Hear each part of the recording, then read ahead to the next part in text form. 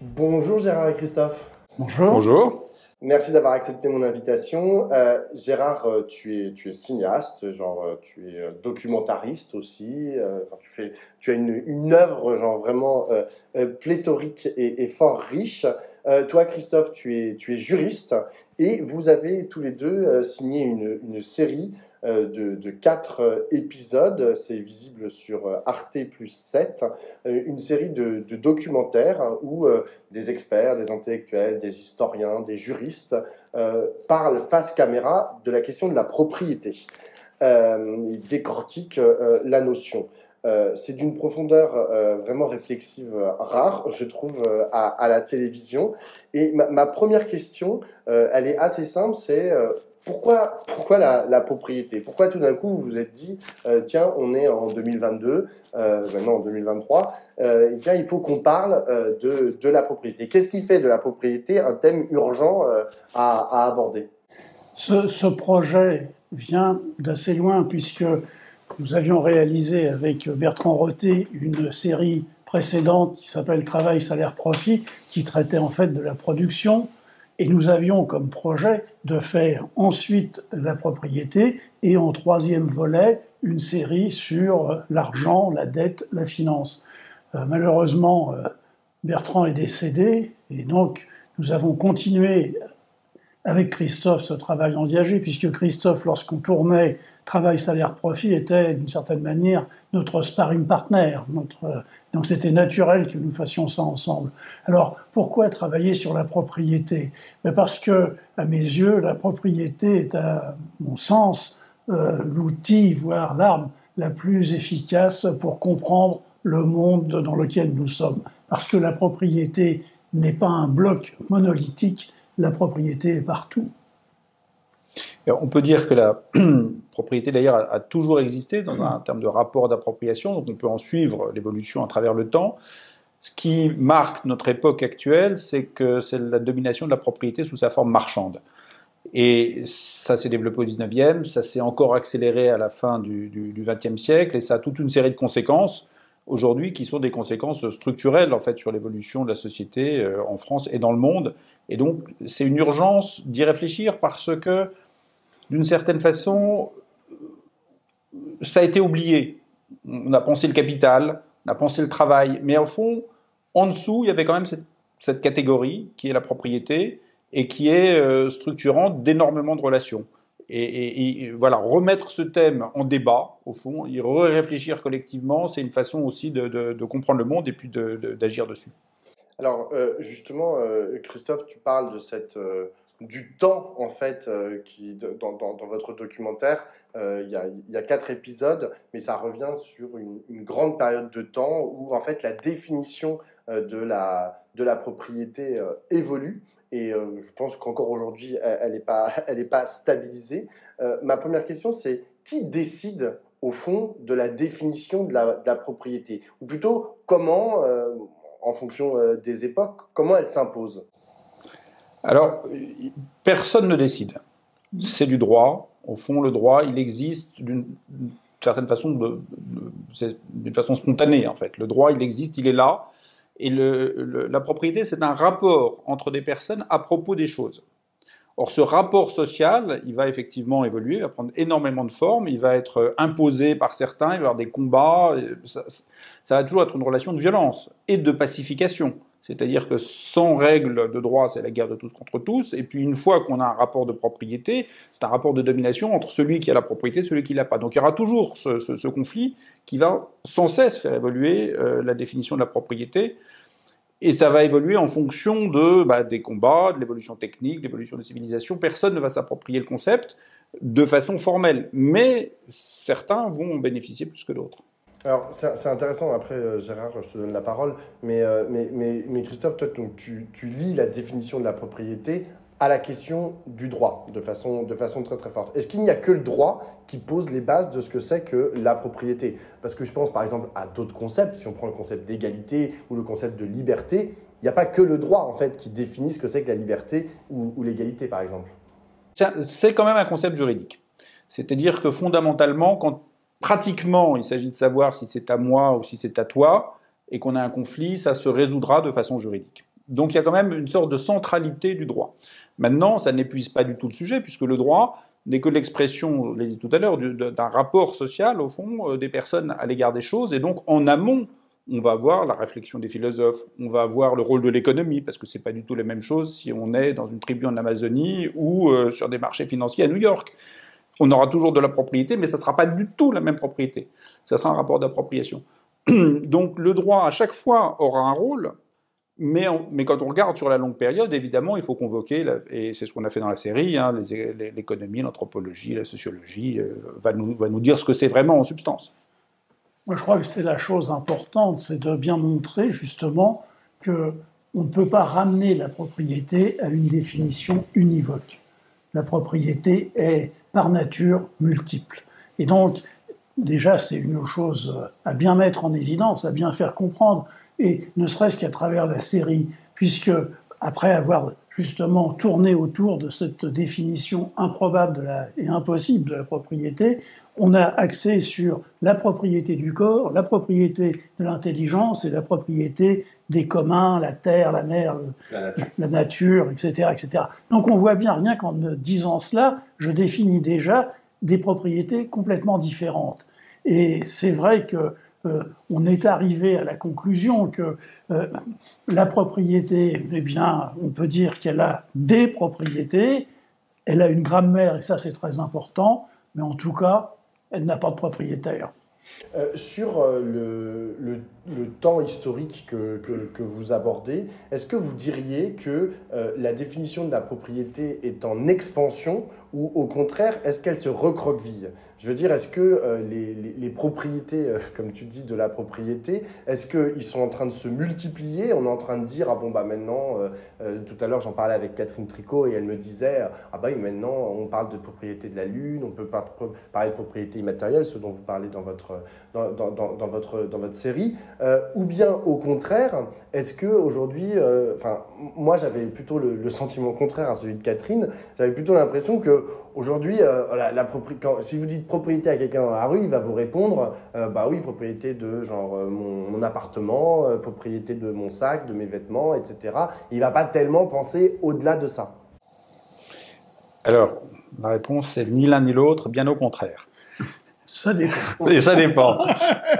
Il y a les deux mouvements, c'est-à-dire qu'on a dans le passé des rapports de propriété qui s'appliquaient à des objets ou à des personnes et qui ont disparu. L'esclavage a pour l'essentiel disparu. C'est un immense pan de la propriété qui a disparu, parce que c'était quand même le régime normal de l'humanité jusqu'à la fin du 19e siècle à peu près. Et donc, c'était en plus une propriété de valeur, l'esclave. Donc ce pan-là a disparu.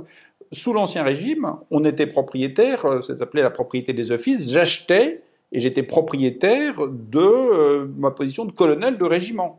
Donc j'étais colonel, je l'avais acheté, je le transmettais à mes enfants, je pouvais le revendre. Voilà, donc là, on avait une propriété qui était très étendue.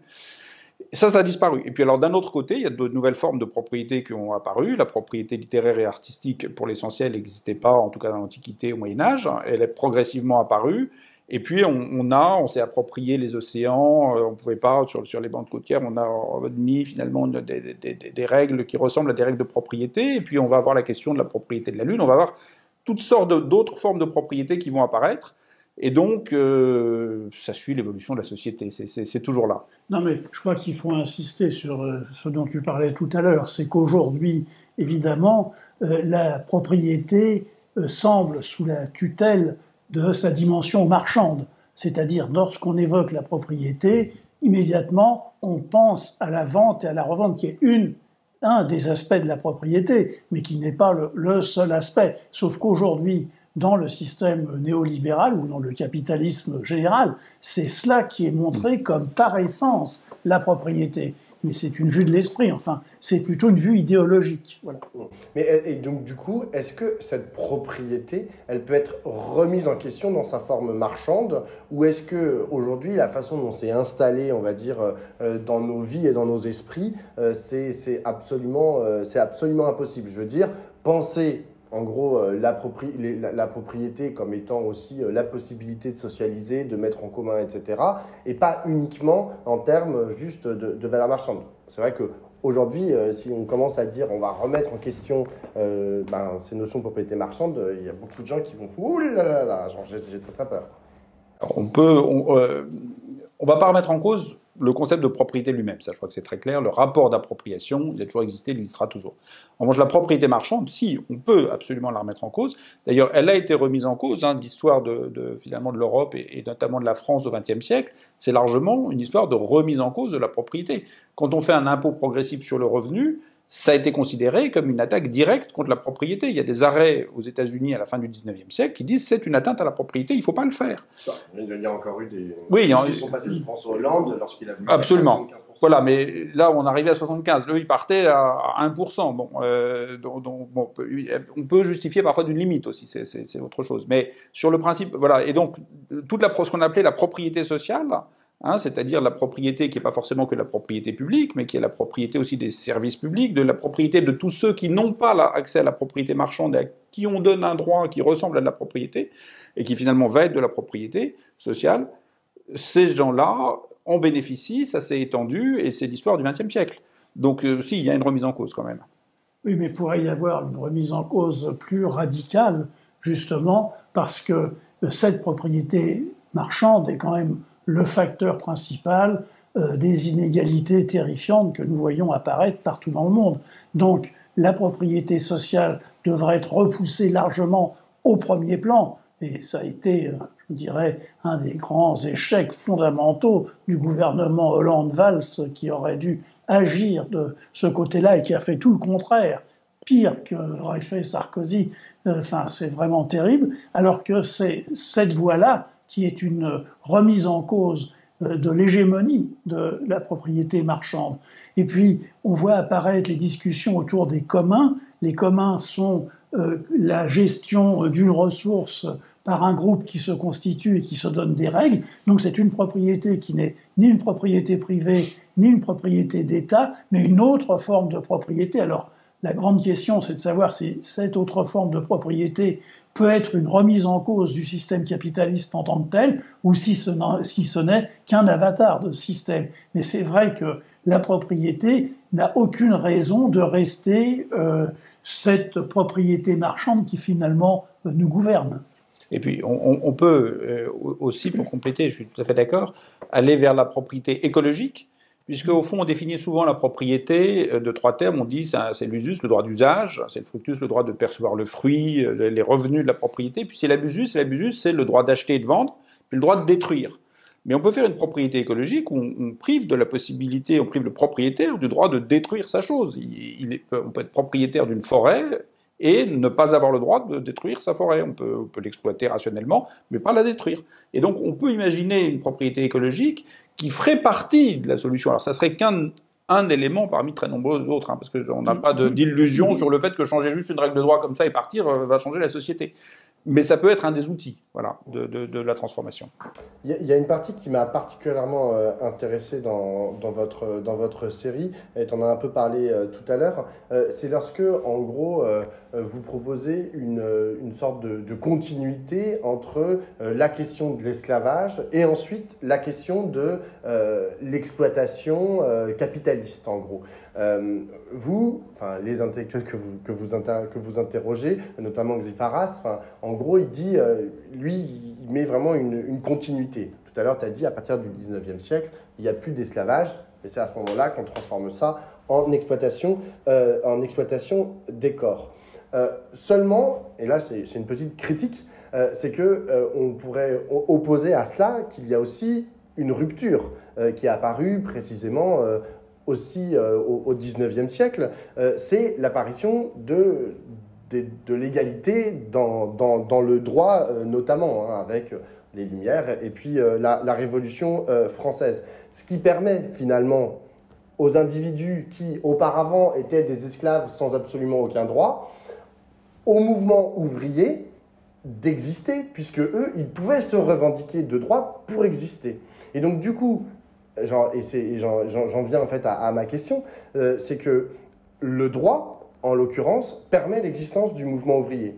qu'il déniait en fait aux esclaves, parce que toutes les révoltes d'esclaves, elles ont fini en eau de boudin, c'est-à-dire qu'il n'y a pas de possibilité d'émancipation dans un cadre où il n'y a pas de droit. Est-ce que vous souscrivez à ce que je viens de dire, ou est-ce que la question de la continuité de l'exploitation et de l'esclavage pour vous est plus forte?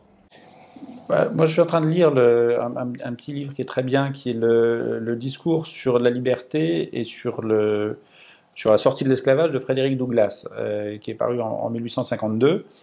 Et son discours, il est prononcé le 4 juillet, donc le jour de l'indépendance américaine, et il dit l'indépendance américaine qui est célébrée, elle est célébrée au nom de quoi? De la liberté, de l'émancipation de la tutelle anglaise. Et donc moi, je ne veux pas prononcer un discours là-dessus, parce qu'en même temps que les pères fondateurs américains faisaient l'éloge de la liberté et du droit au bonheur, eh ben, ils ne parlaient pas des esclaves, et ils ont laissé les esclaves dans l'esclavage. En 1852, l'esclavage n'est pas aboli.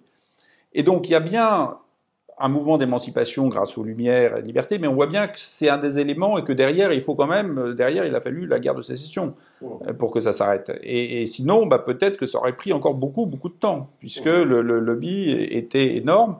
Et ce que Frédéric Douglass explique très bien, il dit les pasteurs, l'Église, dans sa grande majorité, soutenait l'esclavage. Les entrepreneurs soutenaient l'esclavage, et puis les autres, ils ne voulaient pas effectivement en venir aux mains, ils savaient que ça risquait d'exploser. Donc l'évolution des idées était une rupture, effectivement, mais dans la pratique, pour que la rupture se concrétise, il a fallu que les gens passent par les armes. Mais il faut dire aussi que les esclavagistes, les anti-esclavagistes, ont agi aussi au niveau du droit et pas seulement de la morale, puisque justement la propriété étant la relation d'un sujet de droit à un objet, on ne pouvait pas considérer un individu comme un objet. Et donc, ça rompait avec cette règle de droit, et c'est au nom de cette rupture qu'il fallait abolir l'esclavage, et non pas parce que c'était un système ignoble, etc. C'est parce que ça brisait une chose au droit. Donc, on voit bien que le continuum dont parlait Xipharas, il existe aussi parce que on peut se dire, oui, bien sûr, aujourd'hui, un grand nombre de salariés sont des esclaves avec des droits. Mais si on regarde objectivement, quelle est leur position? Les gens qui vivent avec très en dessous du minimum vital, mais que ça soit en France, en Europe ou dans le monde, alors là, dans le monde, c'est terrifiant, ils ont des droits que leur reconnaît la Constitution. Mais en réalité, ils ne peuvent pas se déplacer comme ils veulent, vu qu'ils n'ont pas d'argent. Ils sont condamnés à travailler pour assurer leur survie, et s'ils protestent contre leurs conditions, c'est tout simplement comme s'ils rédigeaient eux-mêmes leur lettre de licenciement. Donc bien sûr, ce ne sont pas des esclaves comme dans l'esclavage historique, mais ce sont des gens qui, alors là, sont effectivement exploités et plus qu'exploités, et que s'il n'y a pas de lien direct entre les deux, en tout cas, le parallélisme peut être éclairant. Oui, mais c'est là que je ne suis pas trop d'accord avec ce que tu viens de dire. C'est que, en fait, l'existence même en fait, de la possibilité de la revendication, de la manifestation, de la protestation, permet la possibilité de la révolution. Si cette possibilité n'existe pas, comme c'est le cas, par exemple, dans un système où il y a des esclaves, alors tout est foutu, en fait, dès le départ. Et que c'est ça, en fait, qui à mon avis, fait le fondement de la possibilité de l'existence du mouvement ouvrier et de sa constitution au 19e et au 20e siècle. C'est précisément, en fait, qu'existent ces droits. C'est-à-dire que tu dis, oui, aller manifester ou protester contre ses patrons, c'est immédiatement donc, recevoir une lettre de licenciement. Déjà, c'est pas tout à fait juste. Tu vois, là, il va y avoir la réforme des retraites, genre il y a plein de gens qui vont manifester, ils ne vont pas tous être virés. Parce que le nombre, là, les aidera. Mais si tu prends une petite entreprise, je pense par exemple à l'affaire qu'il y avait eu dans l'Est avec ces latex, etc., dès que les gens ont écrit dans les journaux, évidemment, ils ont été immédiatement convoqués pour un entretien préalable de licenciement. Donc, bien sûr, mais en même temps, ce qui est aussi, là on revient à la propriété, très souvent, Sarkozy en était un bon exemple, qui revendiquait une société de propriétaires. parce que les propriétaires sont prisonniers de leur propriété et que l'endettement des ménages, que l'endettement des personnes est un moyen de contrôle social extrêmement puissant. Et toi, Christophe, tu penses comme Gérard, c'est-à-dire que, parce que là, ce qu'est en train de dire Gérard, c'est la force du droit. C'est-à-dire que le droit proclame l'égalité et la possibilité de protester. Et Gérard, il dit pipi de chat. Il faut regarder ce qui se passe dans le monde. Il n'y a pas que la France. C'est vrai que la France, on a quand même un droit du travail protecteur, on a quand même un siècle qui pour beaucoup de salariés, donne des droits qui sont effectifs. Pas tous, mais enfin quand même beaucoup. En revanche, on va au Cambodge, on va au Laos, on va au Vietnam, il y a beaucoup de pays, il n'y a pas de droit du travail. C'est-à-dire que c'est la France ou l'Europe du 19e siècle. C'est je t'embauche, je te débauche, point. Et puis si tu n'es pas content, je te débauche et potentiellement je ne te paierai pas ce que je te dois. Et ça existe. C'est pour ça qu'on développe la thèse dans le livre, mais c'est un peu long à développer, donc il faudra le... Oui, parce qu'il y a un livre, je vais peut-être l'expliquer, il y a un livre à venir qui va sortir au Seuil au mois de mars. Et alors dans ce livre, on explique en fait qu'on est dans un régime en fait néo-esclavagiste. Ça ne veut pas dire que c'est le régime esclavagiste qui se poursuit. Les gens sont pas là avec des chaînes. Généralement, on peut pas les fouetter, enfin ni les assassiner simplement, ou rarement parce qu'ils déplaisent. Mais si on définit l'esclavagisme comme un rapport de droit dans lequel on est enfermé et qui crée les conditions d'une inégalité économique absolue, en fait, si on regarde le monde dans lequel on est, on peut définir la situation mondiale comme une forme de néo-esclavagisme. En précisant bien que le néo-esclavagisme, c'est pas l'esclavagisme qui se poursuit, hein, c'est une autre forme. On est bien d'accord. Mais au fond, il y a des parallélismes forts, en tout cas, qu'il faut penser. Maintenant, j'ai une petite question d'actualité, parce qu'en ce moment, un des sujets politiques qui nous anime, c'est la contre-réforme des retraites qui est proposée par le gouvernement. Par rapport au sujet dont on parle depuis tout à l'heure, la question de la propriété, et peut-être en le liant avec ce que tu viens de dire, Christophe, sur la question du néo-esclavagisme, vous, qu'est-ce qui se joue finalement dans cette réforme des retraites? Est-ce que vous le voyez, il y a beaucoup d'acteurs et d'actrices de gauche qui disent, vous voyez, c'est en gros le capitalisme essaye en gros de nous néo-esclavagiser en gros le plus de temps possible et de nous rendre dépendants de cette exploitation par le travail et en gros nous laisser dans la main des capitalistes le plus longtemps possible. Est-ce que vous le voyez comme ça, je sais pas, ou par rapport à la propriété par exemple du temps, qui est quelque chose que vous n'abordez pas d'ailleurs dans votre... Qu'on aborde, enfin on fait un passage dans le livre sur cette question-là, sur le fait qu'effectivement la lutte historique de la classe ouvrière, c'est pour la réduction du temps de travail. Or, ça a été totalement abandonné. Et on voit, l'exemple des retraites, là aussi, est un bon exemple. On essaye d'allonger par pure idéologie, parce que, comme disent les Québécois, ça n'a pas de bon sens. Il y a un chômage massif, notamment chez les gens de plus de 50 ans, et on veut continuer à toute force à faire que les gens travaillent, mais toujours par l'idée du contrôle social. Alors évidemment, la droite et le capitalisme se réjouissent de ça parce que j'ai entendu le MEDEF qui se réjouissait justement qu'il n'y avait aucune augmentation des cotisations sociales patronales. Donc on s'en prend tout simplement, encore une fois, aux plus démunis, aux plus pauvres, en faisant de l'argent avec la pauvreté. C'est un projet idéologique, c'est pas autre chose que ça, c'est pour imposer un pouvoir et pour montrer qui sont les maîtres. Alors là, oui, on est dans un rapport de néo-esclavagisme, parce que le gouvernement actuel se présente et agit comme des maîtres. Et ce qu'il réclame aux Français, c'est d'être obéi. Et bien sûr, sur ce terrain-là, il se garde bien de les consulter de quelque manière que ce soit. Donc voilà. Et peut-être ce qu'on peut ajouter, c'est que la retraite par répartition, c'est le prototype de la propriété sociale. Absolument. C'est-à-dire que quand il s'agit de s'en prendre à la propriété, on va avoir une partie conservatrice ou libérale de la population qui va dire « Ah non, non, non, ça, il ne faut pas y toucher ». Mais qu'est-ce que c'est que la retraite par répartition? C'est une propriété sociale, c'est-à-dire c'est la propriété de ceux qui n'en ont pas, au sens qui n'ont pas accès à la propriété marchande, et qui donc pour leur retraite ont besoin de ça pour vivre, alors que ceux qui ont accès à la propriété marchande, quand on a sa maison, une maison confortable et puis un petit patrimoine financier, effectivement, on peut baisser la retraite, c'est pas très gênant. En revanche, quand on n'a que ça pour vivre et que par définition on ne peut plus travailler, c'est essentiel. Et c'est en ce sens-là que c'est une propriété sociale. Et je rajouterais à ça, parce que moi, c'est une chose qui m'a paru toujours essentielle, la retraite, la baisse des revenus des retraités. Mais c'est exactement comme la question des salaires. Les gens qui ont les plus bas revenus, pour que la vie soit possible pour eux, pour le droit d'existence, comme aurait dit Robespierre, il faut qu'il y ait des services publics puissants, donc une propriété sociale extrêmement large et active. Or, depuis une vingtaine d'années, on s'attaque à détruire, mais absolument, les services publics, que ce soit l'éducation, que ce soit la justice, que ce soit l'hôpital, que ce soit les transports, etc. On veut détruire ça pour le livrer au privé dans une vue très court-termiste de faire des profits très importants à très court terme et après moi le déluge. Donc c'est vrai que là, la propriété sociale devient un enjeu fondamental et qui n'est peut-être à mes yeux pas assez mis en exergue par les syndicats et par les partis politiques de gauche. Parce que c'est aussi ça le débat pour moi sur les retraites. C'est le même débat que sur l'hôpital, que sur l'éducation nationale.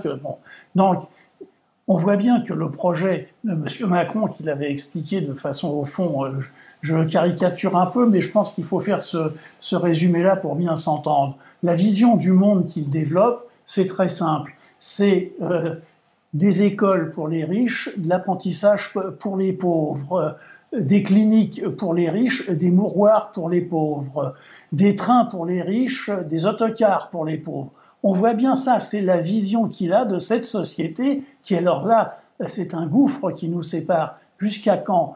Parce que on regarde historiquement, au bout d'un certain temps, à force d'être asservis, les peuples se révoltent, et se révoltent violemment. Et je pense que c'est ça qui est en train de mijoter tranquillement, sans que chacun semble s'en inquiéter. On pourrait terminer là-dessus, mais j'ai quand même une toute dernière petite question. C'est une question sur la forme en fait de votre série. En gros, ça ressemble à ce que tu avais fait sur ce que vous avez fait, puisque il a dit tout à l'heure que vous étiez un peu associé sur ce projet aussi sur Corpus Christi. Donc c'est des intellectuels qui parlent face caméra, ou parfois un peu de biais, sur un fond noir. Gérard, tu as déjà fait des films, tu vois, avec des images, Pourquoi vous avez fait ce choix on va dire, parce que le projet, je le trouve, est d'une réussite rare et vraiment d'une très très grande ampleur et profondeur, hein, je le répète. Mais c'est vrai que c'est de facture très stricte. Pourquoi ce choix ? Ça me fait toujours sourire quand je lis dans la presse parfois que c'est une mise en scène minimum, etc. C'est tout le contraire. Alors il y a deux choses. D'abord, notre démarche n'est pas du tout une démarche journalistique. Nous ne fonctionnons pas sur l'entretien ou sur l'interview. Nous proposons aux chercheuses et aux chercheurs, mais que ce soit dans ce qu'on a fait avec Christophe, dans ce que j'ai fait précédemment avec Bertrand ou Jérôme, nous proposons des hypothèses que nous leur demandons de réfléchir face à la caméra. Donc une chose qui peut être préparée, qui peut être, argumentée, etc. Il n'y a pas de fausse surprise, on parle de ça. Parce que c'est nous qui organisons le dialogue entre les uns et les autres. Ensuite, ce qui est important, alors, c'est de développer bien sûr un art du portrait, parce que tous sont unis par le fond noir, mais si on regarde attentivement, on se rend compte qu'aucun n'est filmé de la même manière, ni éclairé de la même manière. On fait très attention à développer cet art du portrait, parce que cet art du portrait, c'est ce qui va faire que le spectateur regarde, et ça, parce que c'est formidable de voir soudain, c'est tellement rare à la télé, le spectacle de l'intelligence. Et pour que cela soit le plus visible possible, il ne faut pas qu'il y ait de distraction ou d'anecdotes. Si nous filmions dans les bureaux des uns ou des autres, ou chez eux, ou dans la campagne, je n'en sais rien, il y a toujours l'arrière-fond qui est finalement une distraction. On finit par ne plus regarder, par ne plus écouter, et on regarde ce qui se passe derrière, et donc on se perd. Parce que les images que nous proposons sont des images en réalité incroyablement complexes, dans la mesure où tout fait sens dans un discours. Ce n'est pas seulement la parole et ce que l'on en comprend, mais l'attitude du visage, les mimiques, les silences, voire les lapsus. Parfois, ils ont aussi des objets. Bien Il y en a un qui a un objet, ou même des notes. Mais bien sûr, il faut que ce soit ça. Et donc, ça permet de proposer au spectateur une confrontation directe avec une pensée. Et là, ça rompt avec quelques règles fondamentales de la représentation télévisuelle banale, j'ai envie de dire. Premièrement, on voit là des chercheuses et des chercheurs dont l'érudition est incontestable, être capable de dire « nous ne savons pas », par hypothèse, on peut supposer, c'est-à-dire de rendre un doute au spectateur, donc de ne pas tenir un discours magistral qui écraserait sur ça. Et puis ensuite, lorsqu'il s'agit d'intervenants étrangers, il y a la voix d'origine que l'on entend, la voix française qui en fait une traduction, mais qui n'en fait pas une traduction, je dirais, linéaire, qui fait une traduction comme quand on se penche près de quelqu'un pour lui traduire quelqu'un qui parle dans une autre langue. Donc, cette image complexe, c'est une image complexe aussi sur le plan sonore et sur le plan visuel. Et la grande référence à ce que nous avons fait, eh bien, c'est la Jeanne d'Arc de Dreyer, qui est un film muet qui ne fonctionne que sur les visages. Et je me souviens d'une expérience qu'on avait fait vivre à un journaliste, Jérôme Prieur et moi, qui nous disait, au fond, ce que vous faites, c'est de la radio. On lui a dit, écoutez, on va faire une expérience. On l'a mis de dos à la table de montage, et puis on a passé 10 minutes, et qu'après les 10 minutes, on lui a dit de quoi ça parle. Il ne savait plus, il ne savait pas. Tout simplement, justement, parce que le spectacle, c'est une chose en entier. Enfin, on ne peut pas se séparer de ça. Et donc, je crois que cette démarche permet d'utiliser le cinéma réellement comme un outil critique de la parole. Et c'était là aussi notre ambition. Moi, c'est un dispositif que j'ai découvert, c'est le dispositif de Gérard. Je l'avais connaissais comme spectateur, mais j'ai découvert à cette occasion. Pour moi, effectivement, ce que j'ai profondément compris, c'est que ce dispositif, c'est la condition qui permet aux chercheurs de venir réfléchir devant la caméra et qui permet aux spectateurs d'écouter cette réflexion et de rebondir en réfléchissant lui-même. Et c'est la raison pour laquelle énormément de gens nous disent « mais moi, cette série, j'étais pas d'accord avec ça, j'étais d'accord avec pourquoi ?» Mais ça m'a fait réfléchir. Voilà.